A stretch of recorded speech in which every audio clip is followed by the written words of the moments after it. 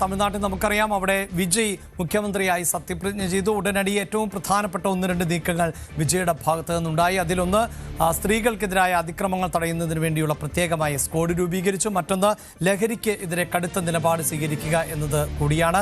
അതിനിടെ വിജയെ സംബന്ധിച്ചിടത്തോളം അഗ്നിപരീക്ഷയിലൂടെയാണ് അദ്ദേഹം കടന്നുപോകുന്നത്. കാരണം സഭയിൽ മെജോറിറ്റി തെളിയിക്കേണ്ടതുണ്ട്, രാഷ്ട്രീയമായി പിന്തുണ താനെടുക്കുന്ന വിഷയങ്ങളിൽ ലഭിക്കേണ്ടതുണ്ട്. ഇപ്പോഴിതാ അത്തരം നീക്കങ്ങളുടെ ഭാഗമായി തന്നെ സഭാ നടപടികളുമായി ബന്ധപ്പെട്ട് JCD പ്രഭാകർ തമിഴ്നാടിന്റെ നിയമസഭാ സ്പീക്കറായി തെരഞ്ഞെടുക്കപ്പെട്ടിരിക്കുന്നു. എതിരില്ലാതെയാണ് തെരഞ്ഞെടുക്കപ്പെട്ടത്.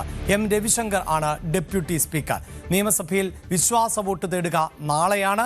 സഭയുടെ അന്തസ്സ് ഉയർത്തിപ്പിടിക്കുമെന്നാണ് ആദ്യ പ്രസംഗത്തിൽ, അതായത് നിയമസഭയിലെ ആദ്യ പ്രസംഗത്തിൽ വിജയ് പറഞ്ഞത്. மாண்புமிகு பேரவைத் தலைவர் அவர்களே,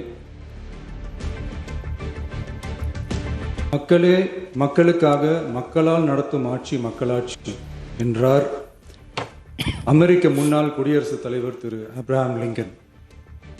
இன்றைக்கு அமைந்துள்ள மக்களாட்சி மலர்வதற்கு மக்களிடம் உள்ள பெரும் எதிர்பார்ப்பு, அவர்களுடைய எதிர்பார்ப்புகளை இப்பேரவையின் கவனத்திற்கு கொண்டு வந்து அதனை செயல்படுத்துவதற்கான திட்டங்களை, சட்டங்களை அமல்படுத்த வேண்டிய பொறுப்பு இப்பேரவைக்கு உள்ளது.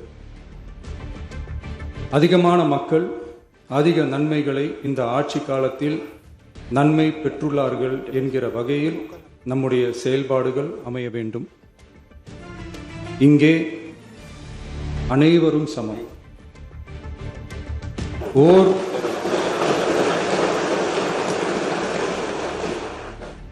ஓர் உறுப்பினரை கொண்ட கட்சிகள் இங்கே இடம் பெற்றிருந்தாலும் அவர்களுடைய கருத்துகளுக்கும் அதிக எண்ணிக்கை பெற்ற தமிழக வெற்றி கழக உறுப்பினர்கள் தெரிவிக்கும் கருத்துகளுக்கும் சமமாகவே மதிப்பளிக்கப்பட்டு நல்லவை ஏற்கப்பட்டு அல்லவை நிராகரிக்கப்பட்டு ஜனநாயகத்தின் இதயமாகவும் மூளையாகவும் இப்பேரவை செயல்பட வேண்டும். அதற்குரிய வகையில் பெருமை வாய்ந்த வரலாற்று சிறப்பு கொண்ட இப்பேரவையை நடத்தி செல்லும் பண்பை பெற்றுள்ளவரையே தமிழக வெற்றி கழகம் முன்மொழிந்து தாங்கள் இன்றைக்கு இந்த ஆசனத்தில் அமர்ந்துள்ளீர்கள்.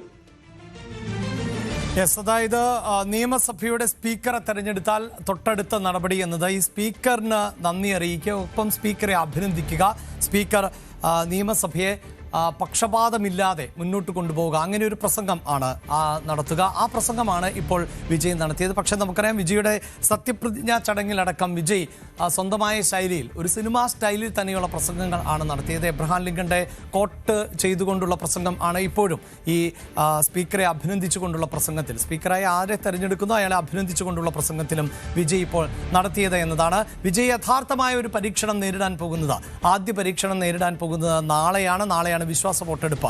അതിനിടെ AIADMK പിളർപ്പിലേക്ക് നീങ്ങുകയാണ്.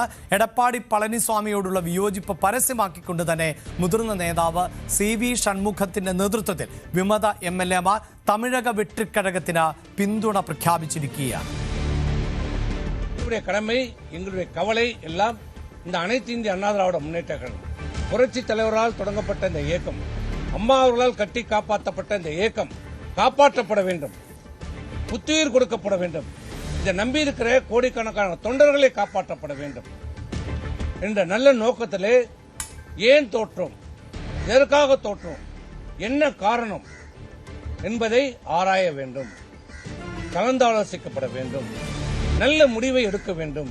கட்சியினுடைய எதிர்காலத்தை கருத்தில் கொண்டு எல்லோரையும் கலந்து ஆலோசித்து ஒரு நல்ல முடிவை எடுக்க வேண்டும் என்று கழகத்தினுடைய பொதுச் செயலாளர் அவர்களை நாங்கள் கழக பொதுக்குழுவை விரைந்து கூட்டுமாறு நாங்கள் வேண்டுகோள் விடுத்திருக்கிறோம். பொதுக்குழுவை கூட்டுங்கள், பொதுக்குழுவை நம்ம ஆரோக்கியமாக விவாதிக்கலாம். என்ன நடந்தது, எங்க தவறு நடந்தது, ஏன் இது நடக்கிறது, தொடர்ச்சியாக இந்த நிலைமை என்னத்துக்கு காரணம், முழுமையாக நாம் ஆராயப்பட வேண்டும். முழுமையாக இந்த கட்சியை புதுப்பிக்க வேண்டும் என்று நாங்கள் வேண்டுகோள் விடுத்திருக்கிறோம். நம்புகிறோம் விரைந்து பொதுச் செயலாளர் அவர்கள் பொதுக்குழுவை கூட்டுவார் என்று நம்புகிறோம். கூட்ட வேண்டும், கூட்டுவார். அப்போது அந்த பொதுக்குழுவிலே நாங்கள் எல்லாரும் கலந்து, எல்லோரும் ஒற்றுமையாக கலந்தாலோசித்து இந்த கட்சியினுடைய அனைத்து இந்திய அண்ணா திராவிட முன்னேற்ற கழகத்தினுடைய எதிர்காலத்தை மீண்டும் அம்மாவுடைய ஆட்சி அமைவதற்கு நாங்கள் எல்லோரும் ஒற்றுமையாக இருந்து செயல்படுவோம். തമിഴക രാഷ്ട്രീയത്തിൽ നിർണായകമായ നീക്കങ്ങളാണ് നടന്നുകൊണ്ടിരിക്കുന്നത്. അതിനിടെ മുഖ്യമന്ത്രിയായി സത്യപ്രതിജ്ഞ ചെയ്തതിന് തൊട്ടു പിന്നാലെ വിജയുടെ ഒരു മാസ് പ്രസംഗമുണ്ടായിരുന്നു. അതിൽ അദ്ദേഹം പറഞ്ഞത് തമിഴ്നാട്ടിലെ പെൺകുട്ടികൾക്ക് തലയുയർത്തി നടക്കാൻ സാധിക്കുന്ന തരത്തിൽ ആ നാടിനെ മാറ്റിയെടുക്കുമെന്നതാണ്. അങ്ങനെയാണ് സിംഗപ്പെണ്ണ് എന്ന പേരിൽ ഒരു സ്ക്വാഡ് ഇപ്പോൾ രൂപീകരിച്ചിട്ടുള്ളത്. മറ്റൊന്ന്, തമിഴ്നാട്ടിലെ യുവതയെ മദ്യത്തിന്റെയും ലഹരിയുടെയും അടിമകളാക്കാൻ ഞങ്ങളുടെ സർക്കാർ അനുവദിക്കില്ല, അതിനുവേണ്ട നടപടികൾ ആരംഭിക്കുമെന്നുള്ളതായിരുന്നു. ഇപ്പോഴിതാ തമിഴ്നാട്ടിൽ 717 മദ്യശാലകൾ അടച്ചുപൂട്ടും. വിദ്യാഭ്യാസ സ്ഥാപനങ്ങൾ, ആരാധനാലയങ്ങൾ, ബസ് സ്റ്റാൻഡ് എന്നിവിടങ്ങളിൽ നിന്ന് 500 മീറ്റർ പരിധിക്കുള്ളിൽ പ്രവർത്തിക്കുന്ന ടാസ്മാക് മദ്യശാലകൾ ആണ് പൂട്ടുന്നത്. മുഖ്യമന്ത്രി വിജയുടെ നിർദ്ദേശപ്രകാരം ആണ് നടപടി. 2 ആഴ്ചത്തെ സമയപരിധിയാണ് ഈ അടച്ചുപൂട്ടുന്നതിന് വേണ്ടി, അതിനു മുമ്പ് സ്ഥാപനങ്ങൾക്ക് ഒഴിഞ്ഞു പോകുന്നതിനുമൊക്കെ അനുവദിച്ചിട്ടുള്ളത്.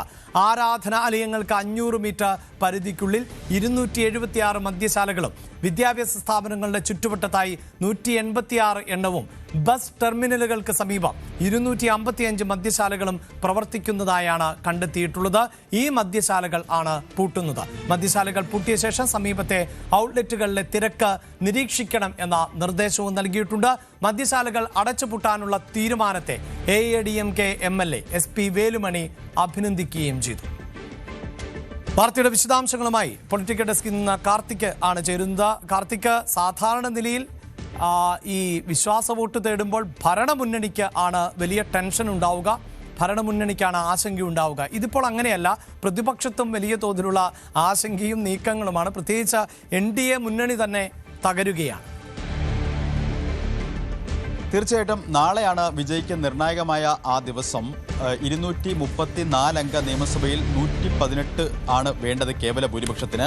നേരത്തെ തന്നെ 120 MLA-മാരുടെ പിന്തുണ വിജയ് ഉറപ്പാക്കിയിട്ടുണ്ട്. ചെറു പാർട്ടികൾ CPM, CPI, VCK, അതോടൊപ്പം തന്നെ ഇന്ത്യൻ യൂണിയൻ മുസ്ലിം ലീഗ് ഇവരടക്കമുള്ളവർ പിന്തുണ പ്രഖ്യാപിച്ചിരുന്നു.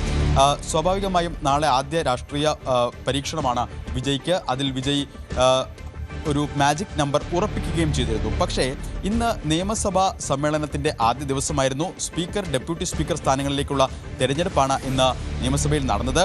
പക്ഷേ പ്രതിപക്ഷം സ്പീക്കർ, ഡെപ്യൂട്ടി സ്പീക്കർ സ്ഥാനങ്ങളിലേക്ക് എതിർ സ്ഥാനാർത്ഥികളെ നിർത്തിയില്ല എന്നതാണ് വിജയ്ക്ക് രാഷ്ട്രീയ ആശ്വാസമാകുന്നത്. അതുകൊണ്ട് തന്നെ ഒരു നമ്പറുകൾ എത്രത്തോളം പ്രതിപക്ഷത്ത് എത്രത്തോളം എത്ര MLA-മാരുടെ പിന്തുണയുണ്ട്, ഭരണപക്ഷത്തിൽ എത്ര MLA-മാരുടെ പിന്തുണയുണ്ട് എന്ന നമ്പർ ഇന്ന് വ്യക്തമല്ല. പക്ഷേ നാളെ ആ കണക്ക് വിശ്വാസ വോട്ടെടുപ്പിലൂടെ വ്യക്തമാവുകയും ചെയ്യും.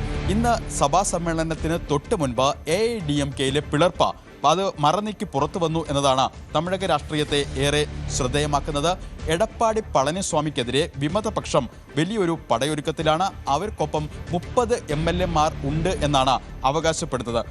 ഇന്ന് സഭാ സമ്മേളനത്തിന് മുൻപ് പരസ്യ പ്രതികരണത്തോടുകൂടിയാണ് CV ഷൺമുഖം, SP വേലുമണി എന്നിവരുടെ നേതൃത്വത്തിൽ 30 MLA-മാർ പരസ്യപ്രതികരണം നടത്തിയത് എന്നതാണ് ഏറ്റവും ശ്രദ്ധേയം. അവർ ചൂണ്ടിക്കാണിക്കുന്ന പ്രധാനപ്പെട്ട കാര്യം, ഒരു വിമർശനമായി ചൂണ്ടിക്കാണിക്കുന്നത് എടപ്പാടി പളനിസ്വാമി DMK-യുടെ പിന്തുണയോടുകൂടി മുഖ്യമന്ത്രി സ്ഥാനത്തേക്ക് വരാൻ ശ്രമിച്ചു. തമിഴ്നാട്ടിൽ AADMK-യും DMK-യും 5 പതിറ്റാണ്ടിലധികമായി ശത്രുപക്ഷത്താണ്. ചിരവൈരികളായി വിപരീത ധ്രുവങ്ങളിൽ പ്രവർത്തിക്കുന്ന രാഷ്ട്രീയ പാർട്ടികളാണ്. അങ്ങനെ DMK-യുടെ പിന്തുണയോടുകൂടി എടപ്പാടി പളനിസ്വാമി മുഖ്യമന്ത്രിയായി വരാൻ ശ്രമിച്ചത് തങ്ങളെ ഞെട്ടിച്ചു എന്നാണ് ഈ വിമത MLA-മാർ പ്രതികരിച്ചത്. ഒപ്പം അവർ പറഞ്ഞു വയ്ക്കുന്ന മറ്റൊരു കാര്യം കൂടിയുണ്ട്. അതായത് AADMK-യെ പിളർത്താൻ ഞങ്ങൾ ഉദ്ദേശിക്കുന്നില്ല. അതിനർത്ഥം ഭൂരിപക്ഷം MLA-മാരും ഈ വിമതപക്ഷത്ത് ഉണ്ട് എന്ന അവകാശവാദമാണ്.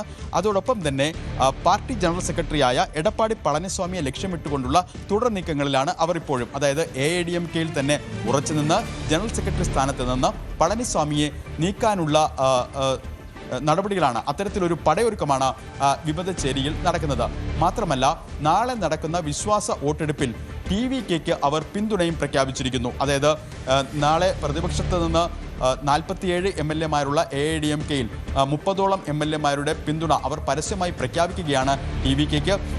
അയോഗ്യത അടക്കമുള്ള കാര്യങ്ങൾ സംബന്ധിച്ച നിയമവിദഗ്ധർ പല കാര്യങ്ങളും ചൂണ്ടിക്കാണിക്കുന്നുണ്ട്. എങ്കിൽ കൂടിയും 47-ൽ 30 പേരുടെ പിന്തുണ 32 പേരുടെ പിന്തുണയുണ്ടെങ്കിൽ അയോഗ്യത ബാധകമാകില്ല എന്നാണ് നിയമവിദഗ്ധർ ചൂണ്ടിക്കാട്ടുന്നത്. അതുകൊണ്ട് തന്നെ നാളെ തമിഴകത്ത് സഭാ തലത്തിൽ വിശ്വാസ വോട്ടെടുപ്പ് അതിനിർണായകമാകും.